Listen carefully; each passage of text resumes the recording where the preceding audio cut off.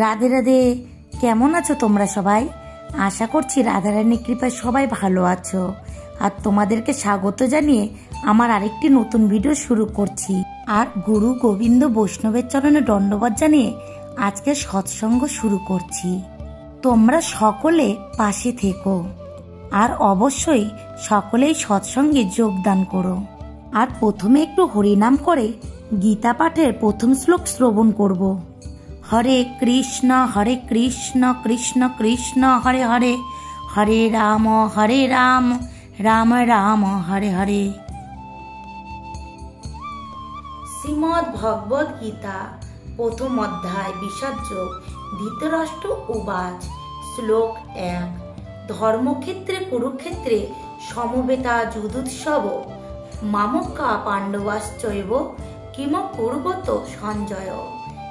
ধর্মক্ষেত্রে কুরুক্ষেত্রে হইয়ে একত্র যুদ্ধকামী মম পুত্র পাণ্ডব সর্বত্র কি করিল তারপর কহত সঞ্জয়। ধৃতরাষ্ট্র জিজ্ঞাসায় সন্দিগ্ধ হৃদয়। ধৃতরাষ্ট্র বলিলেন, হে সঞ্জয়, ধর্মক্ষেত্র কুরুক্ষেত্রে যুদ্ধ করার মানসে সমবেত হয়ে আমার পুত্রেরা এবং পাণ্ডুর পুত্রেরা কি করল? শ্রীমদ্ ভগবদ গীতা বহু পঠিত ভগবদ তত্ত্ব বিজ্ঞান, যার সারমর্ম গীতা মাহাত্ম্যে বর্ণিত হয়েছে। সেখানে বলা হয়েছে যে ভগবদ গীতা পাঠ করতে হয় ভগবত তত্ত্বদর্শী কৃষ্ণ ভক্তের তত্ত্ববধানে, পুঙ্খানুপুঙ্খভাবে বিশ্লেষণ করার মাধ্যমে এবং ব্যক্তিগত উদ্দেশ্য প্রণোদিত ব্যাখ্যাসমূহ বর্জন পূর্বক তা হৃদয়ঙ্গম করার চেষ্টা করা উচিত। যথাযথ হৃদয়ঙ্গমের দৃষ্টান্তটি ভগবদ গীতাতে প্রদান করা হয়েছে অর্জুনের মাধ্যমে, যিনি স্বয়ং ভগবানের কাছ থেকে সরাসরি ভাবে গীতা শ্রবণ করার পর তা হৃদয়ঙ্গম করেছিলেন। যদি কেউ গুরু পরম্পরায় ধারায় উদ্দেশ্য প্রণোদিত ব্যাখ্যা বর্জন করে ভগবদ গীতা হৃদয়ঙ্গম করবার সৌভাগ্য অর্জন করে, তাহলে তিনি সমস্ত বৈদিক জ্ঞান এবং পৃথিবীর সব রকমের শাস্ত্রসমূহ অধ্যয়নের স্তর অতিক্রম করেন। ভগবদ গীতা পড়ার সময় আমরা দেখি অন্য সমস্ত শাস্ত্রে যা কিছু আছে তা সবই ভগবদ গীতায় আছে।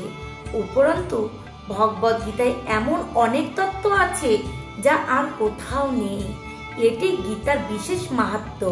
গীতা হচ্ছে পরম তত্ত্ব দর্শন, কারণ পরমেশ্বর ভগবান শ্রীকৃষ্ণ নিজে এই জ্ঞান দান করে গেছে। মহাভারতে বর্ণিত ধৃতরাষ্ট্র ও সঞ্জয়ের আলোচনার বিষয়বস্তুটি ভগবদ গীতার মহৎ তত্ত্ব দর্শনের মূল উপাদান। এখানে আমরা জানতে পারি যে এই মহৎ তত্ত্ব দর্শন প্রকাশিত হয়েছিল কুরুক্ষেত্রের রণাঙ্গনে, যা সুপ্রাচীন বৈদিক সভ্যতার সময় থেকে পবিত্র তীর্থস্থান রূপে খ্যাত।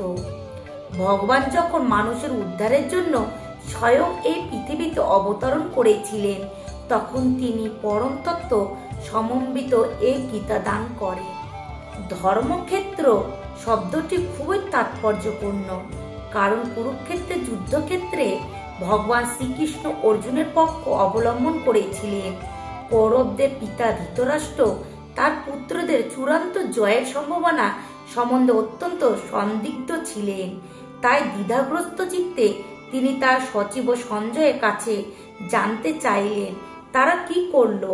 তিনি নিশ্চিত ছিলেন যে তার পুত্রেরা ও তার কনিষ্ঠ ভ্রাতা পাণ্ডুর পুত্রেরা কুরুক্ষেত্রের ভূমিতে যুদ্ধ করবার মানুষেই সমবেত হয়েছে। তবুও তার অনুসন্ধানটি ছিল তাৎপর্যপূর্ণ। তিনি চাননি যে পাণ্ডব ও কৌরবদের মধ্যে কোনো আপোষ মীমাংসা হোক। তিনি আশা করেছিলেন যে যুদ্ধে তার পুত্রদের ভাগ্য সুনিশ্চিত হোক। যেহেতু এই যুদ্ধের আয়োজন হয়েছিল কুরুক্ষেত্রে, যাকে বেদে আরাধনার ক্ষেত্র বলে উল্লেখ করা হয়েছে, এমনকি দেবতাদের জন্য, তাই ধৃতরাষ্ট্র এই যুদ্ধের ফলাফলের উপর এই পবিত্র স্থানের প্রভাব সম্বন্ধে শঙ্কাকুল হয়েছিলেন। তিনি খুব ভালোভাবে জানতেন যে অর্জুন এবং পাণ্ডুর অন্যান্য পুত্রদের উপর এই পবিত্র স্থানের মঙ্গলময় প্রভাব পড়বে, কারণ তারা সকলেই ছিলেন অত্যন্ত ধর্মপরায়ণ। সঞ্জয় ছিলেন ব্যাসদেবের শিষ্য, তাই ব্যাসদেবের আশীর্বাদে তিনি দিব্য দৃষ্টি প্রভাবে ধৃতরাষ্ট্রের ঘরে বসেও কুরুক্ষেত্রের রণাঙ্গন দেখতে পাচ্ছিলেন। আর তাই ধৃতরাষ্ট্র তাকে যুদ্ধক্ষেত্রের পরিস্থিতি সম্পর্কে জিজ্ঞাসা করেন। পাণ্ডবেরা এবং ধৃতরাষ্ট্রের পুত্রেরা ছিলেন একই পরিবারভুক্ত, কিন্তু ধৃতরাষ্ট্রের মনোভাব এখানে প্রকাশ পেয়েছে। তিনি কেবল তার পুত্রদেরই উদ্দেশ্য প্রণোদিত ভাবে কৌরব বলে গণ্য করে পাণ্ডুর পুত্রদের বংশগত উত্তরাধিকার থেকে বঞ্চিত করতে চেয়েছেন। এভাবে তার ভ্রাতুষ্পুত্র বা পাণ্ডুপুত্রদের প্রতি তার মনোভাবের মাধ্যমে ধৃতরাষ্ট্রের বিশেষ দৃষ্টিভঙ্গিটি সম্বন্ধে বোঝা যায়। ধান খেতে যেমন আগাছাগুলি তুলে ফেলে দেওয়া হয়, ঠিক তেমনই এই আলোচ্য বিষয়টি শুরু থেকেই এটি আশা করা যায় যে কুরুক্ষেত্রের ধর্মক্ষেত্রে, যেখানে ধর্মের জনক শ্রীকৃষ্ণ স্বয়ং উপস্থিত রয়েছেন, আগাছার মতোই ধৃতরাষ্ট্রের পুত্র ও তাদের অনুগামীদের উপড়ে ফেলা হবে এবং ভগবানের ইচ্ছাক্রমে ধার্মিক যুধিষ্ঠিরের নেতৃত্বে ধর্মপরায়ণ মহাত্মাগণের পুনঃপ্রতিষ্ঠা হবে। ঐতিহাসিক এবং বৈদিক গুরুত্ব ছাড়াও ধর্মক্ষেত্রে ও কুরুক্ষেত্রে শব্দ দুটি এই হলো তাৎপর্য। আজকে গীতা পাঠ এখানে বিশ্রাম দিচ্ছি।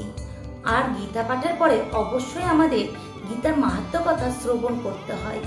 সে কারণে যদি আমরা সম্পূর্ণ গীতার মাহাত্ম্য শ্রবণ করতে নাও পারি, তাহলে আমরা গীতার যা 18 কথা আছে, 18 নাম আছে, সে নামটা আমরা অবশ্যই শ্রবণ করব।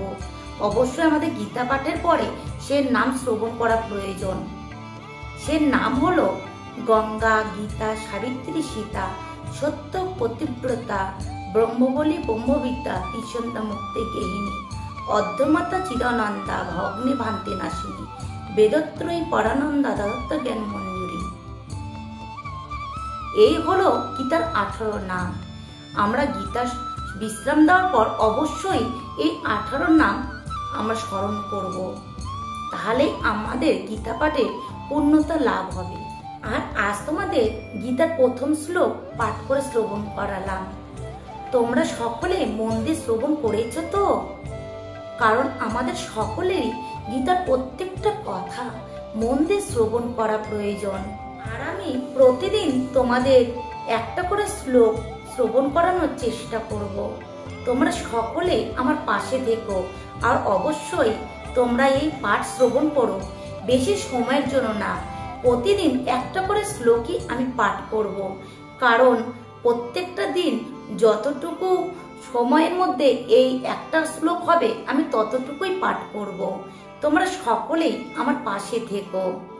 আজকে ভিডিওটি আমি এখানেই শেষ করছি। দেখা হবে পরে কোনো ভিডিওর সাথে। তোমরা সবাই ভালো থেকো আর এইভাবেই আমার পাশে থেকো। রাধে রাধে।